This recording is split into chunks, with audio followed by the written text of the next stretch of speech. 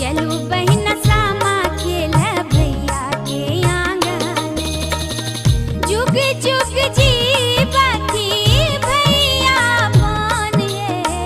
चलू बहिन सामा खेल भैया के आंगन, चलू बहिन सामा खेल भैया के आंगन। नमस्कार, हमारे इस खास कार्यक्रम में आपका स्वागत है। आपके साथ मैं हूं नीतू। बिहार संस्कृतियों का प्रदेश रहा है। बिहार की फिजा में संस्कृतियों के अनेक रंग झूमते रहते हैं। बात मिथिला की करें तो यहाँ की संस्कृति तो और भी निराली है। ऐसी ही मिथिला की परंपरा है।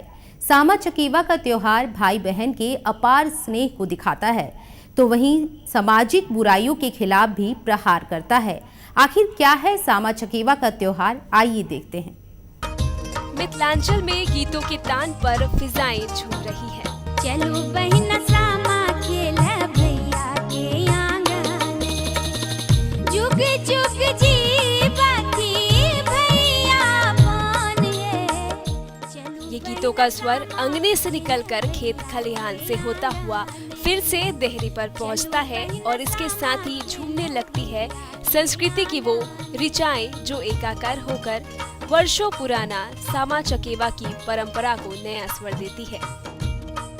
भैया जेता गंगा रे जमुनमा, कोने भैया लोटा चिकनी माटी गे माई। कोने भैया जेता गंगा रे जमुनमा, कोने भैया लेता चिकनी माटी। कोने बहनों गढ़ती सामार चकेवा, कोने बहनों खेलन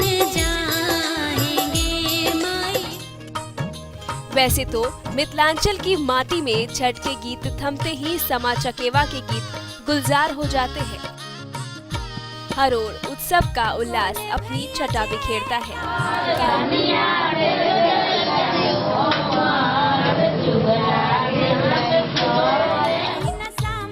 कहीं जट जटिन के खेलने माहौल को रमणीक बना देता है, तो कहीं जट जटिन के गीत जिससे भाई बहन के स्नेह की मजबूत डोर और अटूट हो जाती है।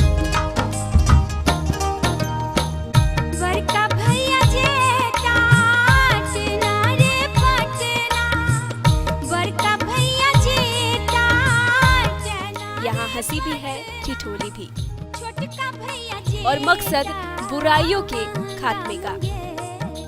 दरअसल कार्तिक मास के शुक्ल पक्ष की तिथि सप्तमी से पूर्णिमा तक चलने वाले इस 9 दिवसीय लोक पर्व सामा चकेवा में भाई बहन के सात्विक स्नेह की गंगा निरंतर प्रवाहित होती रहती है।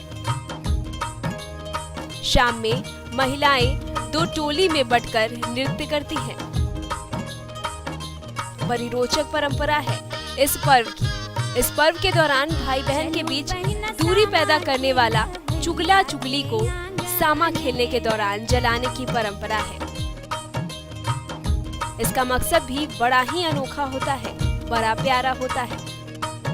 चुगला चुगली प्रतीक है, उद्देश्य होता है सामाजिक बुराइयों को नाश करने का। तो पूरी मिथिला की संस्कृति सामा चकेवा के रंग में रंग गई है। हर ओर सामा चकेवा के गीत गूंज रहे हैं। सामाजिक बुराइयों के प्रतीक स्वरूप चुगला चुगली को जलाने की परंपरा है। अब हम आपको बताते हैं कि सामा है कौन और इससे जुड़ी पौराणिक कहानी कौन सी है। आइए नजर डालते हैं। अनोखे त्योहार सामा चकेवा के पीछे की पौराणिक कथा भी बड़ी दिलचस्प है। मान्यता है कि भगवान श्री कृष्ण की पुत्री श्यामा को घूमने में मन लगता था।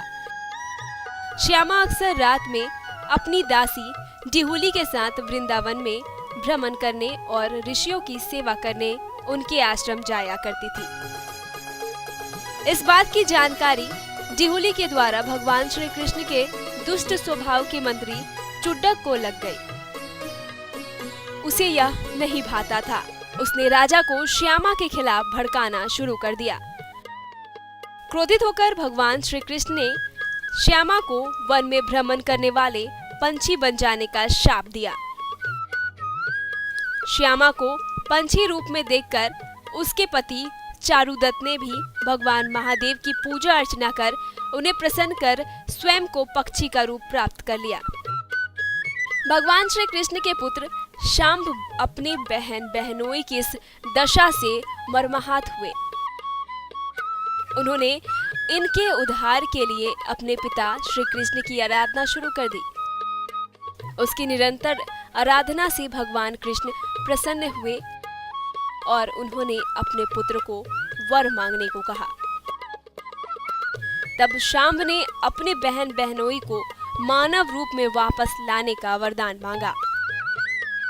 साथ ही चूड़क की कारगुजारियों को उजागर भी किया।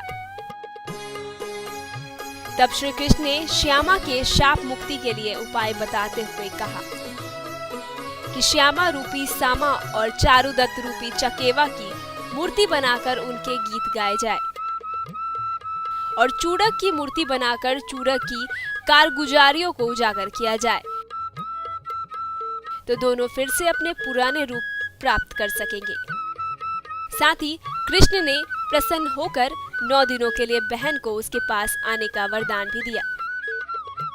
लोक कथाओं के अनुसार सामा और चकेवा पंछी की जोड़ी बनाकर मिथिला में प्रवास करने पहुंची थी। भाई श्याम भी उन्हें खोजते हुए मिथिला आए थे और वहां की महिलाओं को बहन बहनोई के उद्धार के लिए सामा चकेवा खेलने का आग्रह किया था। मिथिला में भी सामा और चकेवा का उद्धार हुआ था। तब से लेकर अब तक इस खेल का आयोजन मिथिला में होता आ रहा है। दर्श न्यूज के लिए न्यूज डेस्क रिपोर्ट।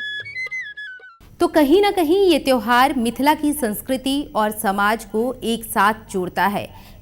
फिलहाल वक्त है एक छोटे से ब्रेक का। ब्रेक के बाद आपको बताएंगे कि इस त्योहार की सरोकार क्या है। चलो